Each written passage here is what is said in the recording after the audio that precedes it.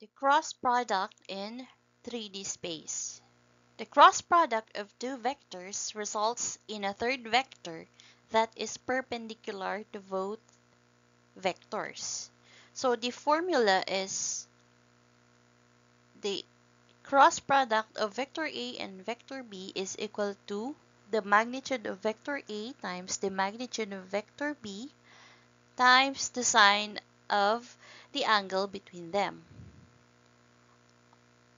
Or we can use this one in solving for the cross product.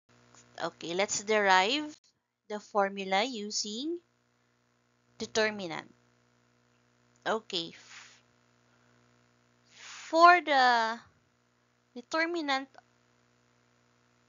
of the component I,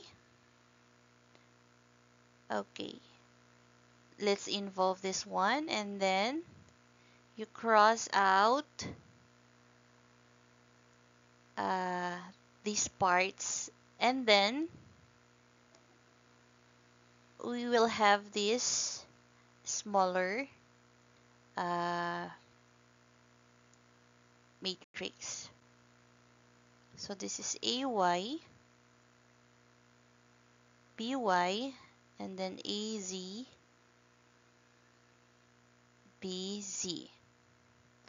So this is equal to the quantity AY times BZ minus AZ, BY. Let's also have the I hat there. And then the next one, for the J, let's cross that out. So you will have AX, BX, and then AZ, BZ. Here we get AX times BZ minus AZ, BX. J. For the Z, or for the K, we cross this out. So, okay, let me put that. So we will have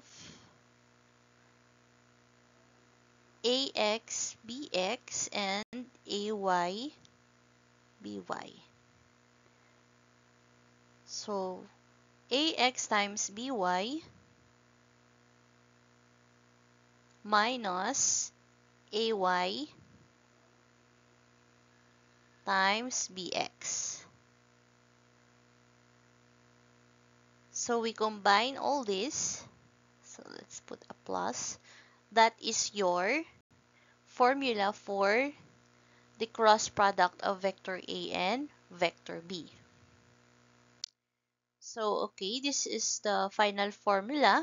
And then the properties are number one, it is anti-commutative, which means this is not equal. So A cross B is not equal to B cross A. It is same as that product. It is distributive, meaning A cross the quantity B plus C is equal to A cross B plus A cross C. It is also a zero vector. It means if you cross product a vector with itself, you get 0. For example, okay, let's find the cross product of vector A and vector B. So, we can follow the formula or we can solve it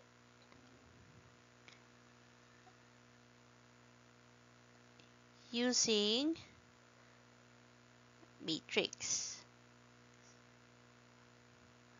So, for vector A, it's 1, 2, 1, and then vector B, it's 2, 1, 1.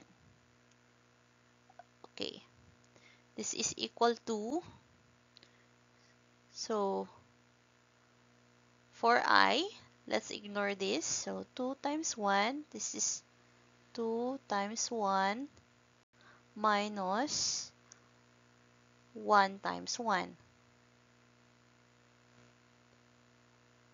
This is for I. And then, okay, let me put here so it's not crowded. So for j, so ignore this part. So we have 1 times 1 minus 1 times 2. For k, we have 1 times 1 minus 2 times 2. And then we have 2 minus 1 is 1. So let's just put I. So 1 minus 2. So minus 2j. 1 minus 4. Okay, that's wrong. So let me erase this part. Okay. So 1 minus 2 is negative 1. So negative j. And then 1 minus 4. So that is minus 3k. So this is the cross product of vector A and vector B. Next example, let's find the angle between vector A and vector B. So using the formula, A cross B is equal to the magnitude of A times the magnitude of B sine theta. Okay, we get the formula for the angle to be A cross B over the magnitude of A times the magnitude of B. Okay, let's solve the magnitude of vector A. This is equal to square root of 1 square plus 2 square plus 3 square. This is equal to square root of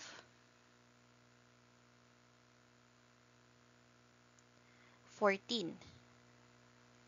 So the magnitude of vector B, this is square root of 2 square plus 3 square plus 4 square. We have square root of 29. Okay, so for the A cross B, let's follow the formula above. So, okay, this let me correct this one. So it should be the magnitude. So the magnitude here will be used in the formula. It's because we have still ijk after we do the cross product. So ay is 2. So 2 times bz is 4 minus az is 3 and then by is 3. I plus,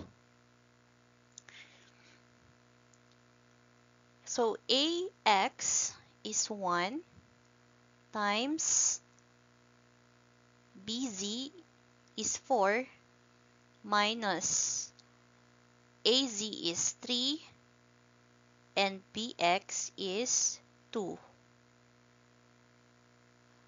plus, so ax is 1 and then by is 3 minus ay is 2 and then bx is 2. So, okay, I'm glad it. Okay, so 2 times 4 minus 3 times 3 is negative 1i. So let's just put negative I there. And then 1 times 4 minus 3 times 2, we have negative 2. So this is negative 2j. And then 1 times 3 minus 2 times 2, we have negative 1. So this is negative k. So this is the cross product of A and B. But we have to get the magnitude. So this is the square root of negative 1 square plus negative 2 square plus negative 1 square. So we get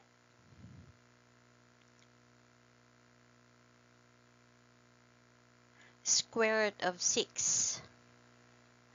So substituting the values to the formula, so we get that the angle theta is sine inverse of square root of 6 over square root of 14 times square root of 29. So the angle is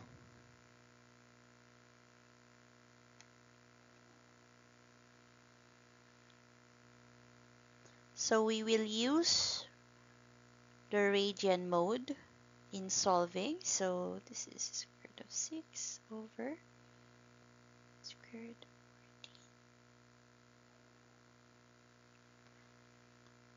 14 square root of 29.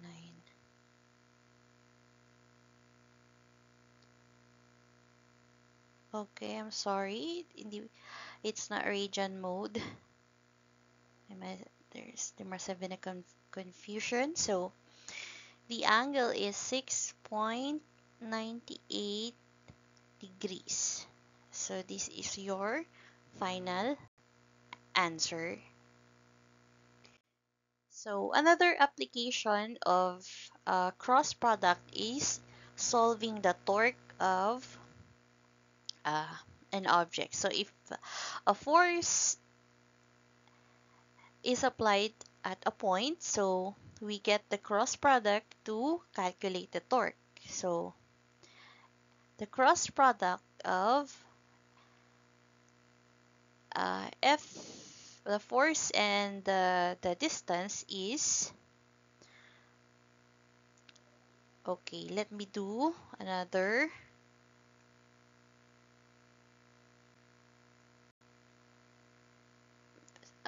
solution like this one. So this is 2 and then 3 and then negative 1. So 1, 2, and 2. So for the I, so we have 3 times 2 minus negative 1 times 2 plus, so for the j, we have 2 times 2 minus negative 1 times 1. And then for k, we have 2 times 2 minus 3 times 1. So we have, so 3 times 2 minus negative 1 times 2, we have 8. So 8i. And then we have 2 times 2 minus negative 1 times 1, we have plus 5j. And then we also have plus k. So this is the cross product or the torque of the object. So this has a unit of Newton meter.